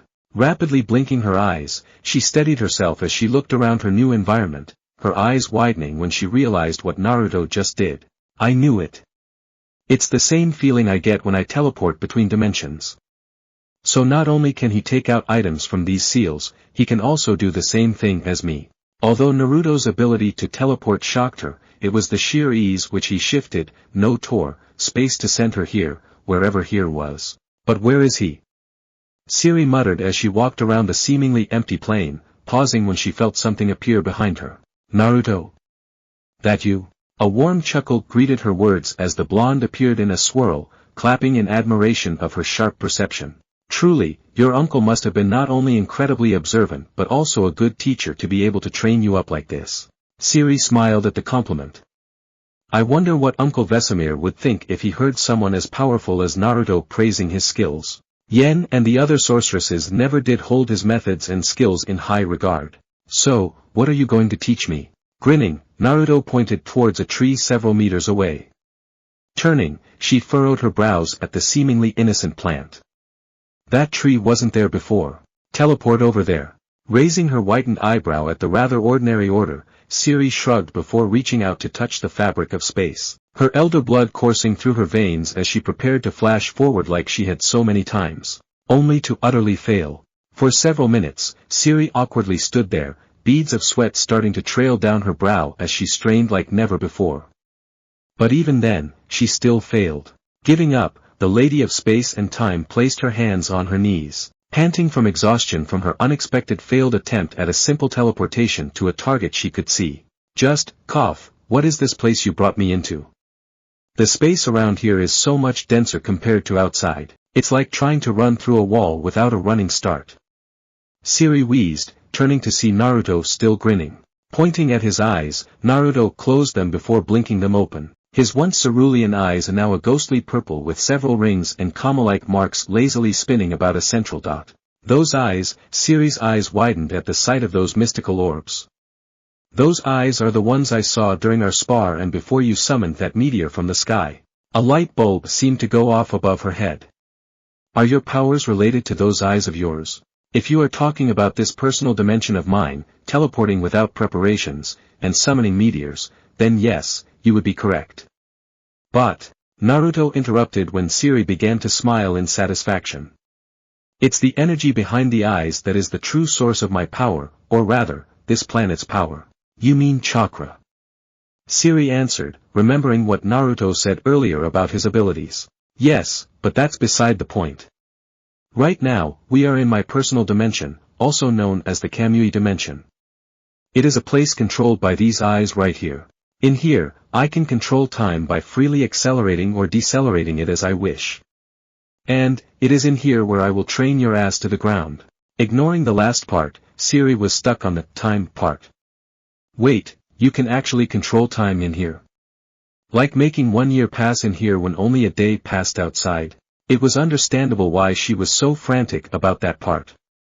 Despite being called the Lady of Space and Time, she was really only adept at the space part. The time part came from when she crossed different timelines, and while impressive, she did not actually know how to manipulate time itself. Yep. I can even make it so even if a whole year passes by in here, only an hour would go by outside. Naruto partially revealed. He didn't test the full extent of his time manipulation capabilities in the kamui since such a process could take years and years. and nobody wanted to spend all that time alone. Or at least, he didn't. Anyways, part of your training will be trying to teleport to that tree. Once you're able to do so, we can move on to the next part. While the other parts. Siri grew nervous when Naruto's voice trailed off. And the other part. With lightning speed, Naruto slapped weight seals on all 4 of Siri's limbs before cranking it up to 100 pounds per limb. While overkill for regular humans, he had seen her abnormal strength earlier in their spar. And as he expected, Siri merely dropped to one knee with an unladylike grunt before struggling her way back up to her feet to scowl at him. Is physical training. Naruto cheerfully finished. Her scowl deepened, she wasn't happy. Straining to raise her arm, Siri jabbed a finger at him. What the hell, Naruto? Didn't you just promise that you wouldn't put me under any kind of spell before telling me what it does? Naruto raised a blonde eyebrow before innocently asking, oh, did I ever say that? How come I don't remember saying such a thing?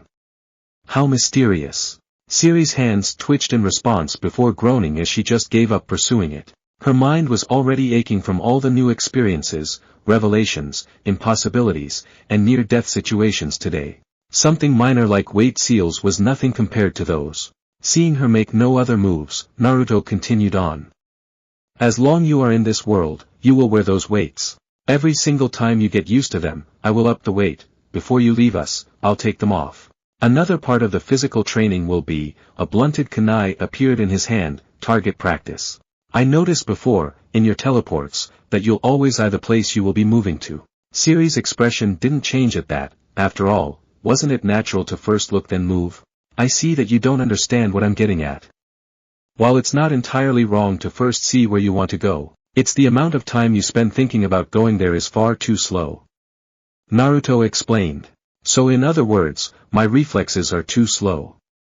It was a problem she understood, but never knew how to solve. Back home, there were no safe methods to train said reflexes while with Avalak. He only spent the time trying to stuff esoteric spells and theories into her mind in the hopes that one day, she'll magically understand and hopefully stop the white frost. But what Naruto said next stunned her as he nodded. Correct, but it's not only your reflexes. It's your method of choosing where to teleport.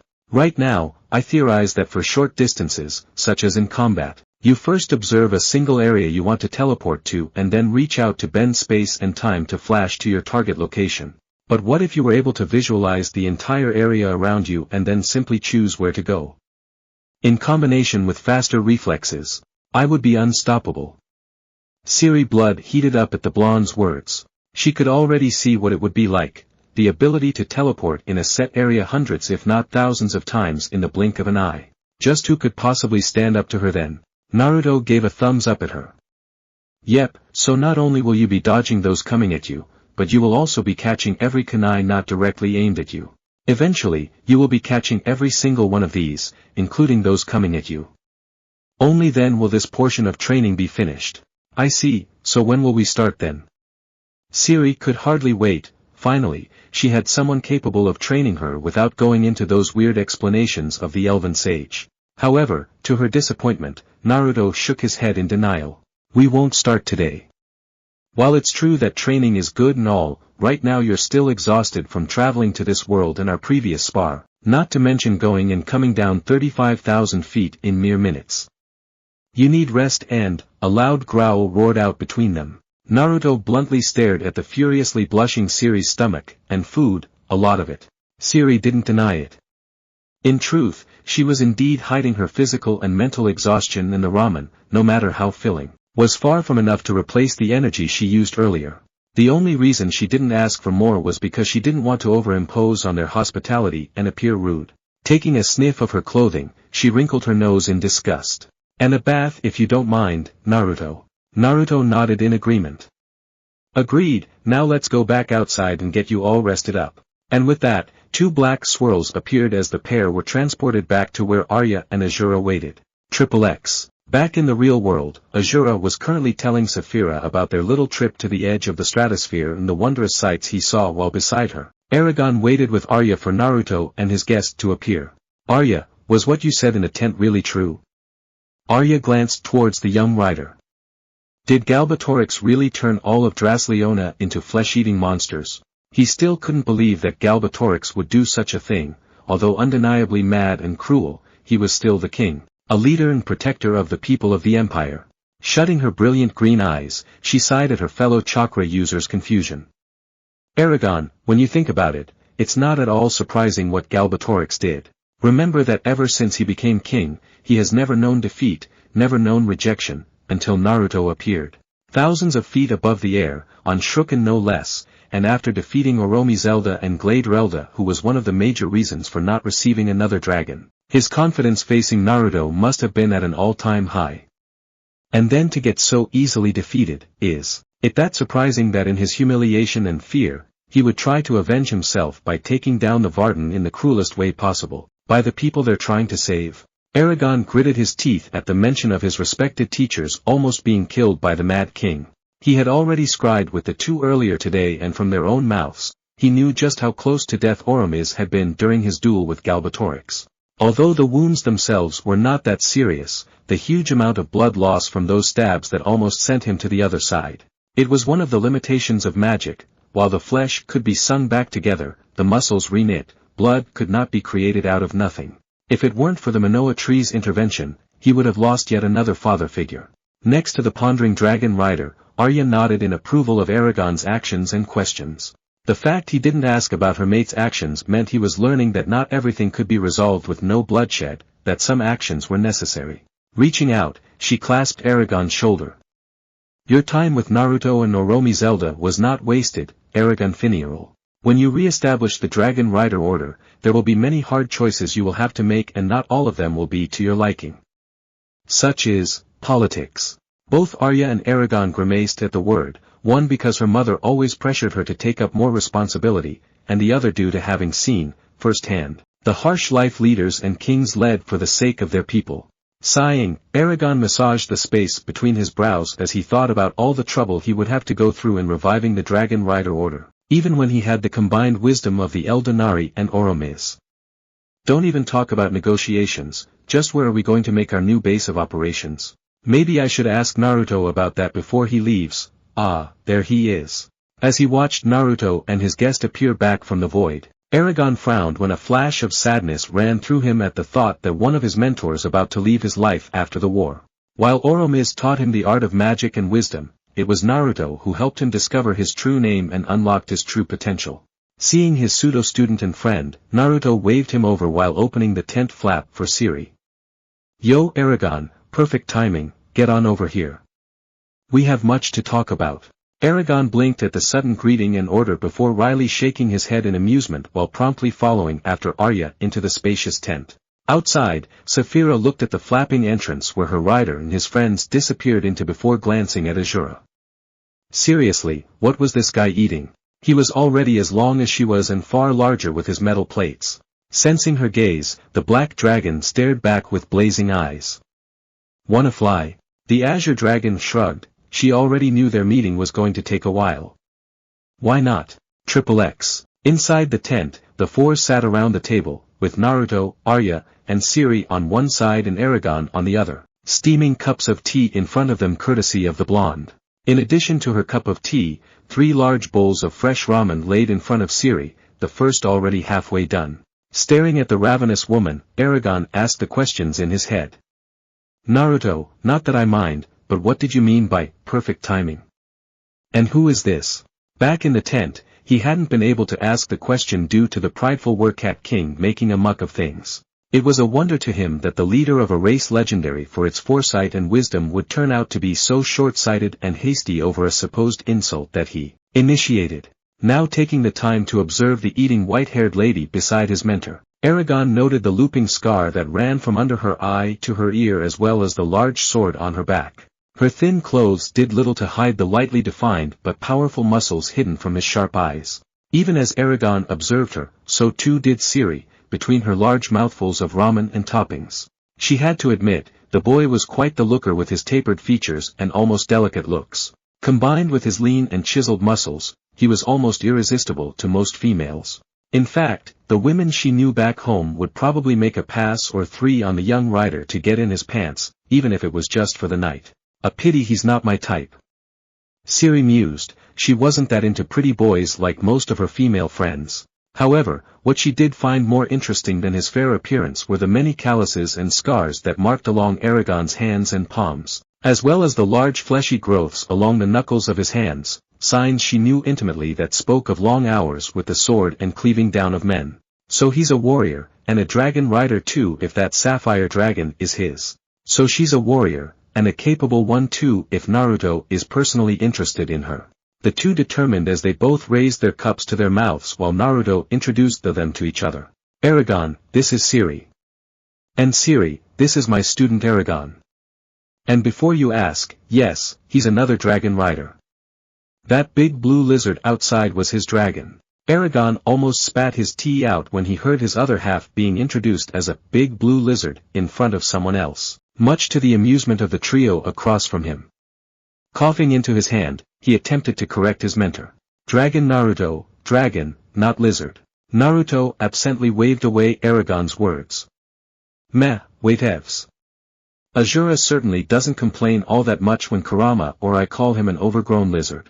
That's because it's you, a literal god in human flesh, and Kurama, a behemoth fox who casually crushes mountains just by laying on them, are the ones saying it. Anyone else wouldn't even have their ashes remaining. Eragon mentally complained while Siri looked confused at the mention of Kurama. Shaking his head in exasperation, he asked that Naruto get to the point. And so Naruto did. For the next half hour, the blonde had Siri explain where she came from and how she came to their world, as well as the wild hunt that even now continued to hunt her for her power. However, as before, the Lady of Space and Time chose to keep information of the White Frost hidden. That was solely her responsibility and no one else's. When she finished, the teenage dragon rider rocked back into his seat, his mind, along with Saphira's and the Eldenari's hidden behind him, was blown. To think there were so many worlds, so many dimensions right beside his own, yet just out of reach, separated by a barrier he couldn't hope to breach. Had it been anyone else informing him of this, he wouldn't have believed it. But it was Naruto who told him, and the blonde would never lie to him on matters like these. Plus, he had seen more like felt when Siri flashed forward to poke his cheek before flashing back to finish her bowls of porky goodness. Not even with his chakra-enhanced elven reflexes was he able to detect her movement. He could only helplessly admit that the woman barely 2 feet away was able to casually do what only Naruto could do, teleport. It was wonderful, it was breathtaking, it was scary. Yes, Eragon felt fear as a chill ran down his spine. It had to be understood that despite being a legendary dragon rider, despite having been in battlefields involving hundreds of thousands of men, despite having learned from 2 of the most powerful beings in all of Allegezia, he was still only 16 years old, a boy in some cultures, who still hadn't had his first kiss and was already burdened by the onerous task to kill the most notorious and powerful traitor in Allegezia's history. Now he discovered the existence of other worlds, and that some of these worlds were capable of crossing the dimensional barrier into his own and were only interested in taking his species as slaves. It was no wonder he felt some amount of dread. Although he was confident in his strength and the dragons, it was near impossible to monitor all of Allegezia, never mind the whole world for these extra-dimensional threats. An ordinary man would have despaired, his mind quaking in panic at his utter powerlessness to protect the land and people he loved from threats he could not even touch. But Eragon was anything but ordinary. Taking a deep breath, the young dragon rider calmed himself before fixing a steady gaze at the 3. What do you want me to do about this? Naruto nodded in approval. Truly, his fellow rider has come a long way from the farm boy he once was. Eragon, it may not be today, it may not even be a year from now. But one day, I will leave this world, and on that day I hope you and the Dragon Rider Order will take up the duty of protecting our world, our home. For a moment, all was silent except for the thumps of boots as the Varden began to march towards Yoryubain to meet with the elves in a week before its gates. Inside, Naruto felt a sense of guilt as he asked his much younger friend, somebody who could be his grandson, to shoulder such a heavy burden. He knew it wasn't fair, and it only grew worse when he thought about how he already had enough on his plate. What with his duties as a peacekeeper of Allegezia as well as the leader of the new Dragon Rider Order for the next few centuries. Maybe it was a mistake for me to ask Eragon to shoulder the task when it should be me doing it. Just as Naruto was about to take back his request, Eragon wearily sighed, his shoulders slightly slumped as he took on another responsibility for the world. So be it, Naruto. But I want something in return. Anything, I promise. Naruto leaned forward, his arms crossed under his chest.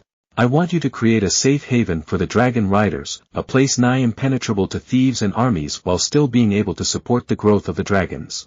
Eragon didn't bother asking whether Naruto could do it or not. He knew he could. But most importantly of all, because he promised. Naruto thought for a moment before coming up with two options he had been thinking of for a while. Holding up two raised fingers, he gave his solutions. I'll do it, but you'll have to decide between two options. For the first one, I could purify the entirety of Romgard and restore it to how it once was. While the lives lost there will not be revived, the necessary structures will be there. As for the oddities that now reside on the island, well, I'll leave it up to you. As for the other. Naruto pointed up at the roof of the tent. I'll do what I said for the first option, except I'll make it also float 10,000 feet above the Hadrak Desert. Take your pick, Eragon. Two pairs of jaws promptly slammed to the ground at the sage's words. Off to Naruto's side, Arya watched with amusement as Siri turned to look at her lover with a trembling finger pointing at him in mute astonishment. As for Eragon, she saw her fellow student quickly pick up his jaw from the ground as he helplessly shrugged before choosing the latter option. Really, he should have known better than to be surprised by whatever Naruto proposed. Hey Naruto, didn't you just say you weren't some god or deity? Then how come the first thing I hear coming out of your mouth to Eragon over there is something only a god could do?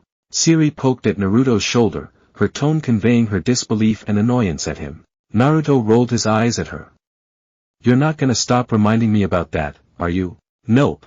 Chuckling at their little interaction, Eragon smoothly got to his feet. Really, I shouldn't be surprised by whatever you do. But still, to make Vrongard float above the Hadrak Desert, I can't wait to see how you will do it. Letting sunlight spill into the tent, Eragon waved goodbye before striding out, already calling out for Saphira. Back inside, Naruto also stood up, his eyes already switching to the Rinne Sharingan as he readied himself to bring them all into his kamui. However, he waited for a certain someone, thump, and there he was. Good, now everyone is here. Smiling, he sent a burst of chakra into his eyes. Kamui. And before the eyes of the stragglers of the army, space and time twisted as Azura and the tent's inhabitants disappeared. XXX. Reappearing before a large inn that he had built in his spare time, Naruto resealed the tent into one of his many seals permanently etched into his flesh. Calling out at the blinking Siri, he pointed at the building behind her. Oi Siri. You can take a bath over there. After that, just pick any room to sleep in. I'll make sure to wake you early in the morning for the very fun training session. Ho ho ho. Creepily laughing, Naruto shunched off to who knows where, no doubt in preparation for tomorrow's activities. Siri looked at the nearby elf. This is going to hurt, isn't it? Arya quickly confirmed it with a nod, far too quick to her liking. Very. Will I regret it? She smiled. No. XXX. In the dim throne room of Yoryubain, a certain king paced in front of his most loyal generals and agents. His coal-black eyes now red with fury as he listened to the reports of one of the men he had ordered to watch over the fall of Drasleona from the next city over. Trembling, the subjects other than the one speaking dared not to even breathe too loudly in the fear that the madman would find them annoying and erase their existence. It only grew worse when the news-bearer narrated the destruction of the entire city and the deaths of the Lethablaka. Boom!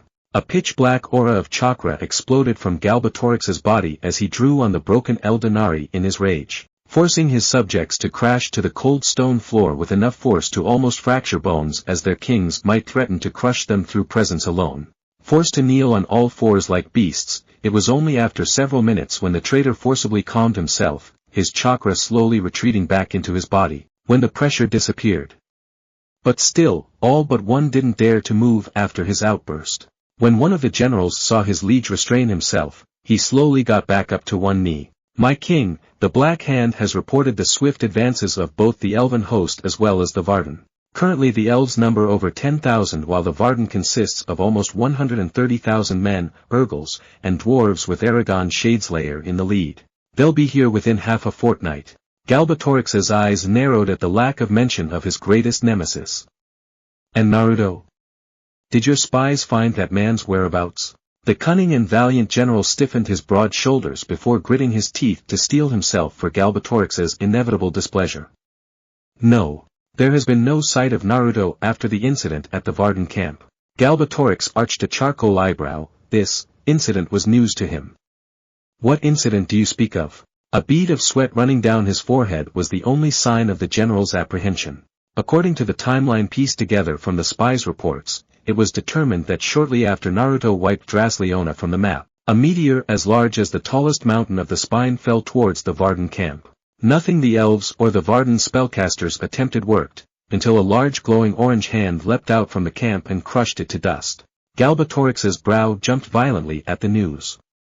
Even if Oromiz was there, it would have been impossible for that old man to destroy something that large. No, the only one capable. Cracks filled the air as his gloved hands tightly clenched tightly around the replacement rider's sword at his waist. Is that bastard? Rage and fear once again bubbled within him at the knowledge of his foe having power beyond his own before giving way to an icy calm as he relaxed his fingers around his sword. When the general saw the madness mostly fade from his king's eyes, he voiced out the question lingering in everyone's mind. My king, what should we do? Closing his eyes, Galbatorix raced through plan after plan as he looked for a way to crush all of his enemies. The Varden itself was of little consequence, their numbers mattered not when compared to his own and the city's defenses. No, what he worried about was Naruto and his students. But not even at my best was I able to best Naruto, and if he comes, I'm finished. But from the previous battles, he never involved himself too deeply in them. Yet, even then, he was able to kill tens of thousands of my men. My only chance of survival is to break him mentally, and then kill him when he's vulnerable. But how? If even my full strength is not enough, then there is no force in the world capable of doing so, unless... A cruel smile crossed his face when the image of an elf flashed through his head. He came up with a strategy sure to break Naruto should it succeed. But first, General Barst. The general who was speaking snapped to attention as he lowered his head in deference. Yes, my king. Muttering several words in the ancient language, Galbatorix reluctantly withdrew 50 moderately sized Eldenari from the hoard in his pocket dimension before flicking them towards the men gathered in the room. As they landed in their hands, he relayed information of what these gem-like orbs were, much to the astonishment and greed of the others. To have the soul and power of a dragon within their hands, how intoxicating it must have been. But before they could think any further, the king reined them in with a powerful pulse of chakra. Trembling in fear, those who briefly had thoughts of grandeur quickly dispersed them back into the abyss when they were reminded of who held the reins to their lives. Smirking in satisfaction, Galbatorix commanded them, you are to take the Eldenari and use them to target the commanders of the Varden, especially Queen Islanzadi and Ajihad. Should those two fall, I will allow you all to keep the Eldenari for as long as you live. You have it on my word as king of Alagizia. As the generals and agents gasped in surprise, a silky voice burrowed into their minds. You are all to target the leaders of the Varden, but most of all, you must kill this elf. No matter the cost. Now go. Several sharp intakes of breath of wonder and lust echoed out as the image of a breathtakingly beautiful elf with flawless fair skin and alluring green eyes materialized in their heads, causing lustful thoughts and perverted fantasies to raise their ugly heads. Without another word, they bowed one last time before heading towards their tasks.